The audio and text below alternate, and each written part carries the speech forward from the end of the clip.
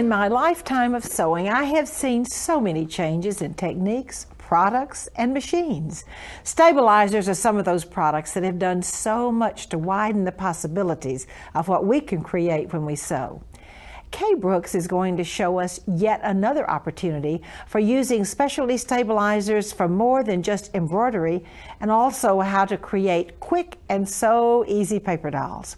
We'll add to our techniques notebooks by learning how to create magic Madeira windows for quilting projects. Beverley Sheldrick is going to delight us with her hand embroidery silk ribbon techniques for creating a froufrou. We have so many inspiring things for you today. I can't wait to begin. Welcome to my sewing room.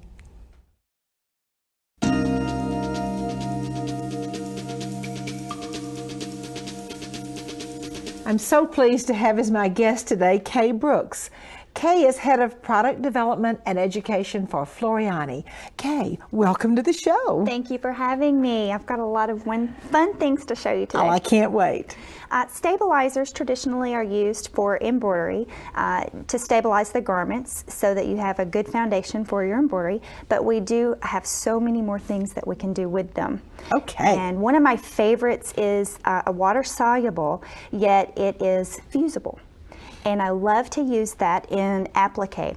Applique causes a lot of heartache sometimes because, especially in needle turn applique, a lot of times the interfacing that's traditionally used pokes out from underneath the applique. What I love about this technique is that you can draw your design out on your stabilizer on the non-fusible side, then you simply stitch using a short stitch length, connecting the stabilizer to the fabric, and then after the stitching is done, trim about a 1/16 of an inch to the stitching. And I'm going to show the camera here. Cut a pocket within the stabilizer so that you can turn it. When you turn it, now the fusible side is out. We can take the heart and fuse it to the base fabric like we've done here and stitch. The beautiful part is it all washes out. Oh, I love that. So the result is a beautiful little soft pillow or whatever. If you want to use it on a child's garment or whatever, it's really, really nice and soft. And it washes out. Because the stabilizer, yes, no bulk. And if you have any iron-on washable. Iron-on washable. Another product that I like to show that's traditionally used in fabric bowls and boxes, we've taken a little bit further. This product is 100% polyester and very easy to stitch through. No fillers, no glue hunks, very, very easy to stitch through. What I've done here is taken a rotary cutter with a wave blade, and I've made picture frame mats. Instead of just a traditional fabric bowl or box, we've kind of stepped it up in the creative level. And I especially like this too because I like to show that you don't have to own an embroidery machine to create. You can buy appliques, you can actually stitch appliques onto the picture frames and create really lovely gifts. Wonderful, wonderful, and very easy to stitch through. Now this also comes in fusible, so that you can iron fabric directly to it and create really nice picture frame mats. Okay. Really a fun one. Now we get into more frilly, lacy. I love lace making on embroidery. These designs, there's many here, obviously. The lace is stitched out on our water soluble, but not the fusible one, just our plain water soluble, and it is a fibrous water soluble, so it's capable of handling even heavy embroideries like this, so that we can do freestanding appliques.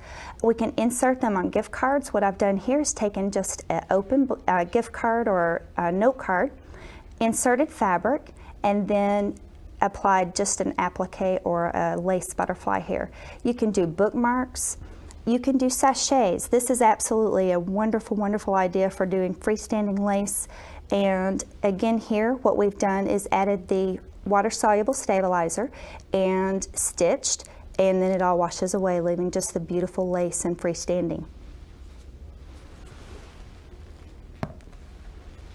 And I brought this, just a few samples of what the designs look like stitched out on the water soluble before they've been rinsed out. I should have brought a glass of water so I could show everyone how easily they wash out. And then I also brought this beautiful bowl to show. Again, this is just a very simple little design that we've sewn into a bowl using just freestanding lace. Very, very easy, very simple, and very nice. And this is a fun one, quick one. This particular is a scarf. Very, very Absolutely easy. beautiful. Now, you don't have to have an embroidery machine at all for this guy. Very easy. You just take, again, we're going back to that water soluble, but it's got the fusible coating on the top. Lay out your ribbons, threads, yarns. Cover it with our completely water soluble clear, stitch through it. It completely rinses away, leaving nothing but the scarf. That was beautiful, Kay. And now tell me what you used again for the scarf. This particular one is our fusible water soluble on the base, and that's what we've ironed all of the ribbons down to. Okay. Then once you have those ironed down, you put your water soluble on top, which is our clear topping. So you can see where you're sewing. So you can see where you're sewing. Stitch a grid. This is a great way to do stipple quilting or just random stitching in your machine.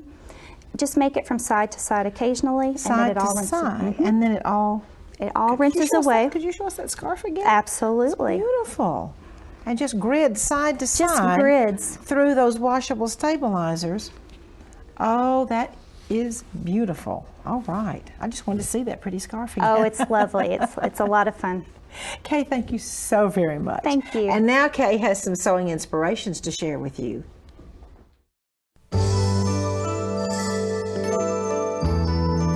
Kay, you have the most wonderful projects to share. Oh, thank you, Martha. I do. A lot of times when we get a new design pack, we certainly run home and embroider everything out, and now what to do with these things that we've stitched. Instead of just putting them in the drawer, let's use them. And one of my favorite things to do is to decorate lampshades. It's a great gift idea. And even if you don't have an embroidery machine, you can utilize machine stitching to do this same technique. What I like to do is take just a plain lampshade and embroider fabric and glue it directly to the lampshade, or you can use machine stitching, like I said, from your built-in machine, or you can use lace appliques and actually glue them directly to the lampshade. That's a wonderful quick technique for easy embroidery and an easy gift. Really fun, really fast.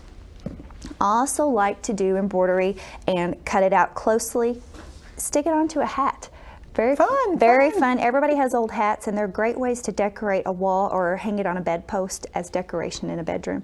Very lovely. This next little set of shoes here, we just took lace appliques and actually glued those down. This was done by a friend of mine, Nancy Burgess. She glued this beautiful lace right to these baby shoes and made just a very quick, very simple little gift. You can glue directly to a candle and create just a one-of-a-kind gift. Absolutely gorgeous. And last but not least, I love this little project. This is a fortune cookie placemat, and this is done with a very firm product normally used inside of fabric bowls and boxes, but you open it up and have embroidered fortune on the inside. I love it. So you have an individual fortune for everyone, I think you said, when you have a dinner party. Absolutely. And then you open it up and get that. Look at the little basket too. I kind of wanted our viewers to see that adorable basket. This is a beautiful lace basket. Again, a very quick, easy project, simple to embroider, simple to put together. Very, very nice, very fun. Okay, thank you so much for these beautiful projects. Thank you. And now Kay has a so quick, so easy project to share.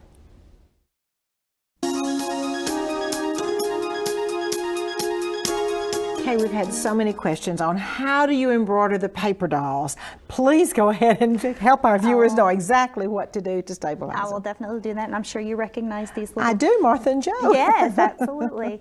Well, first you need a firm foundation for the dolls to be sewn into, and what I like to use is Stitch and Shape. It's 100% polyester, but it's very, very firm, but it receives the stitching very well because there's no fillers. So the product that you use, you don't want fillers inside there, so your stitching will be nice and smooth.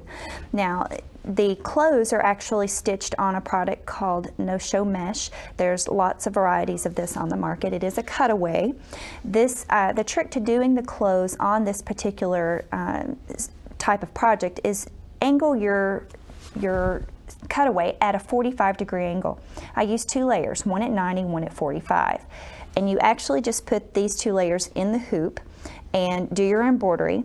When the embroidery is complete, I like to use a stencil burner with this really nice fine tip to go around the edge of the clothes to burn away. And that does a nice seal on the edge of the clothes so that they don't ravel and they're nice and flexible. Now, you go around the paper doll, is that the same thing you do with the paper doll? It's the same thing, but the paper doll, now this is very bulky, very hard to get in the embroidery frame. So what you need to do is hoop 1 layer of your stabilizer. And the stabilizer I like to use, again, is water soluble, but this time it is a sticky. Okay, sticky water soluble. What I like to do is take an awl or a straight pin, score the paper on the top, and I've left a piece on here I could show the viewers, and that just peels back, which exposes the sticky. I'm going to remove that paper there. Then you can stick the doll or the foundation into place, do your embroidery. When the embroidery is done, the stabilizer just trims right back to the design, and then again you take your stencil burner and just burn right next to the doll. Okay, and then you use the nylon mesh stabilizer to explain that to me one more time. 2 layers, one at a 90-degree angle and the second at a 45. That does a tremendous job of stabilizing even very, very dense embroideries, yet it leaves a very nice flexible doll garment. And how do you usually put the doll clothes on the dolls when little girls and our little boys want to play with them? There's many products. Choose one that's non-toxic, of course, because they're probably going to go in the mouth at some time. So make sure it's that, and you can wash it. So glue sticks, water-soluble glue sticks. There's tack it over and over again. There's many products. Or a tiny little piece of Velcro. Some of our club members have called and said, I just put 2 little pieces of Velcro on Martha and on one on Joe, and then on the back of the clothes. And that's all washable. Oh, thank you so much, Kay. And now I have a quilting exciting idea for you.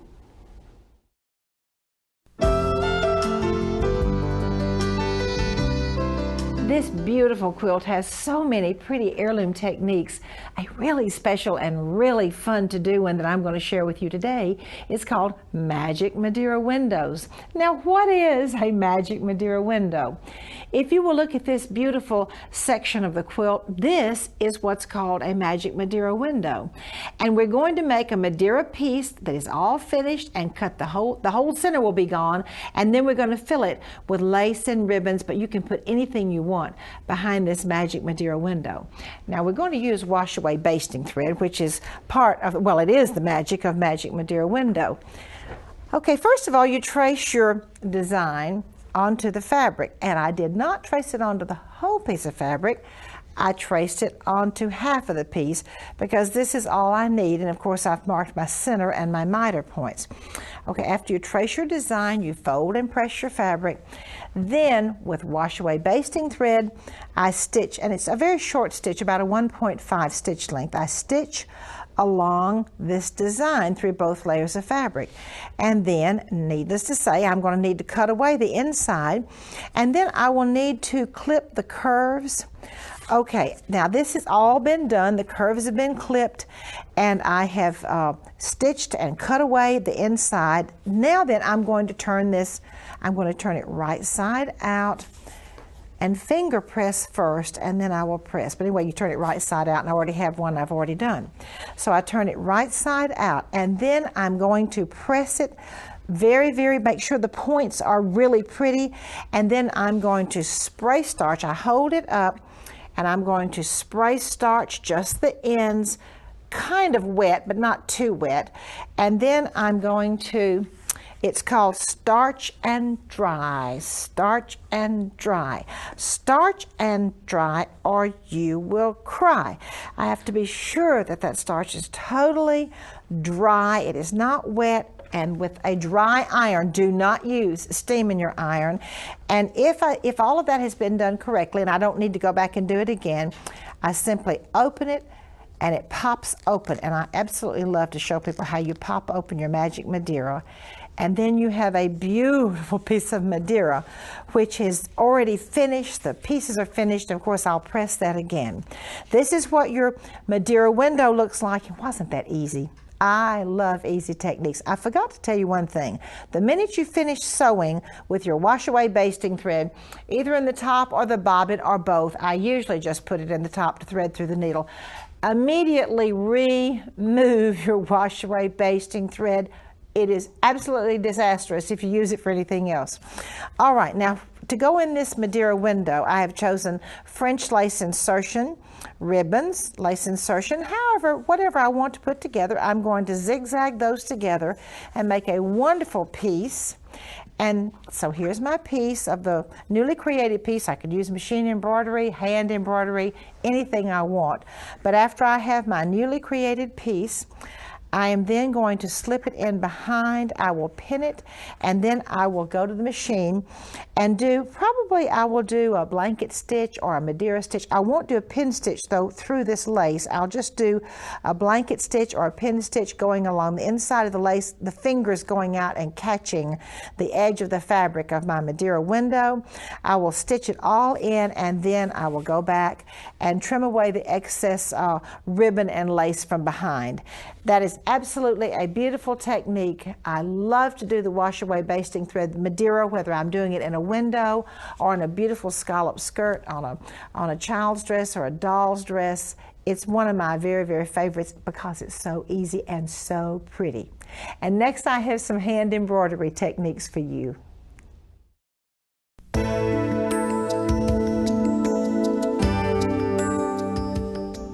I'm so happy to have as my guest today my dear friend and business colleague Beverley Sheldrick from New Zealand. Beverley has authored several books on needlework. She has taught needlework all over the world, and she's published frequently in So Beautiful magazine. Beverley, thank you for coming to the show. It's my pleasure, Martha, to be here with you and to be with your viewers. Now, today, Martha, I'm going to talk to you and to your viewers about this froufrou. Now, you probably know yourself, but this is a very old idea. It goes back to Victorian times when, of course, people couldn't afford to have a separate christening gown for each child. As they were born, there would be just the one family heirloom. And so, to indicate whether the baby was a boy or a girl, you would have a blue froufrou for a boy, a pink one for a girl. So even those that were as blind as they come when they came to the christening, there was no doubt as to what the sex of the baby was.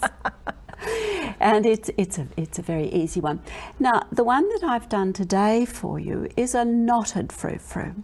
Instead of just being a whole series of loops, you have a little knot in between, and I just think it adds an extra texture. It's really rather nice. I love the knotted froufrous. I do too. I think some people lovely. might call it a ribbon rosette, but I like froufrou better, don't you? Well, I think a rosette is much stiffer and more formal, whereas a froufrou, I mean, quite apart from the fact that it's a lovely word. Anyway, they're so easy to make, and it's just I want you can see here with this piece of ribbon that I've got, and you can make them in any size ribbon, but I find this is a pretty good size to do them. You will see on the bonnet that I've got just some small ones, that I've got one on each side. I just think it looks pretty there. It's not connected to the ties in any way. It does have little tails, and you can see when you look at this, you'll see with my sample here, I've left this long period here.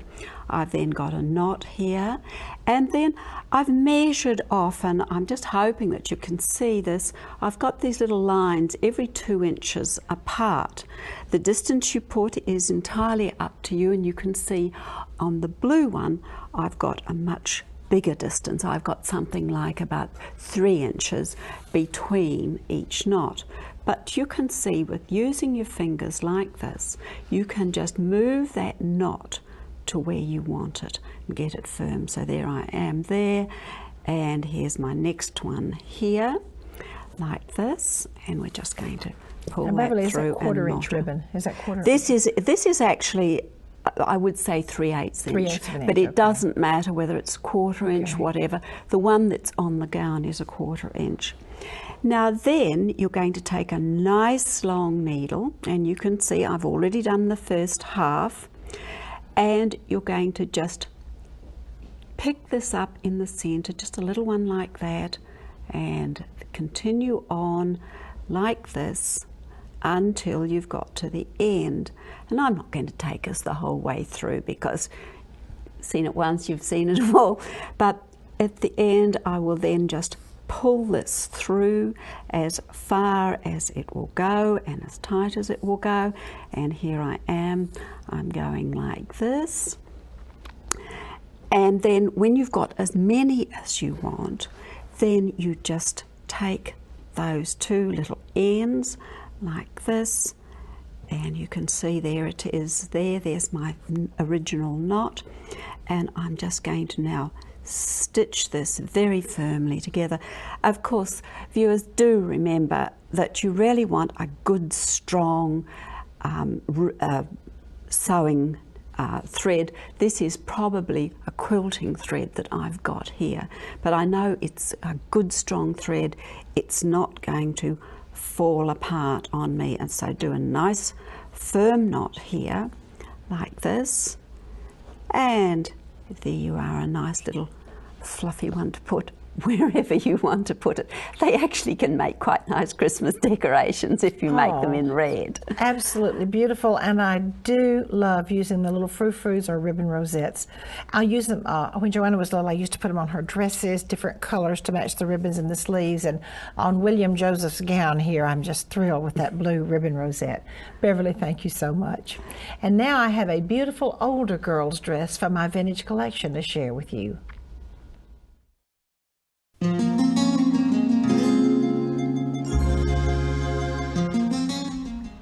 I will have to tell you, this older girl's dress is in the category of being simply magnificent. Every stitch of this dress has been done by hand, and the back is as beautiful as the front. I love the variation of the Peter Pan collar in the front, done with laces and Swiss embroideries. It has the most wonderful piece, a fancy band really running vertically down the front. And believe it or not, all of these little tucks are completely stitched by hand, and all of the different elements are joined by hand. An absolutely beautiful beading. It's a Swiss beading, and it's really wide. Absolutely beautiful, with entredot on either side, of course. And these Swiss trims are simply breathtaking. You look at them and you think, oh my goodness, I just wish those were available today, which they're not. Then the other pieces that have been joined to the first piece of Swiss edging, and then this absolutely magnificent piece of Swiss edging on the bottom. And I do have to turn this dress around and show you the back.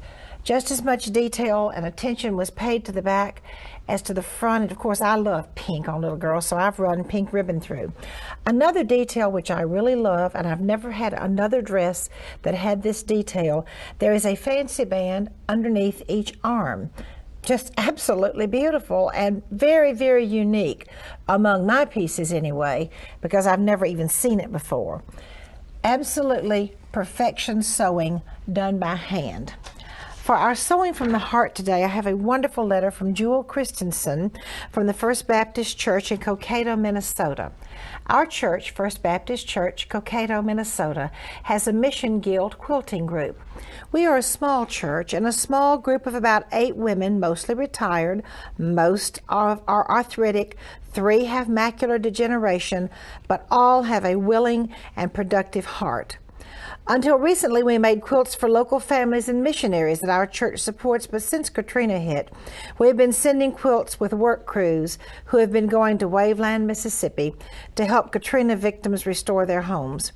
Each homeowner is then presented with a quilt with love from Our Ladies group here in Minnesota. Jewel, what an incredible, incredible ministry that your ladies there in Minnesota have. And the whole world would like to thank you for helping the Katrina victims in Waveland. Thank you so much for coming to join me today. I'd like to invite you to come back next time.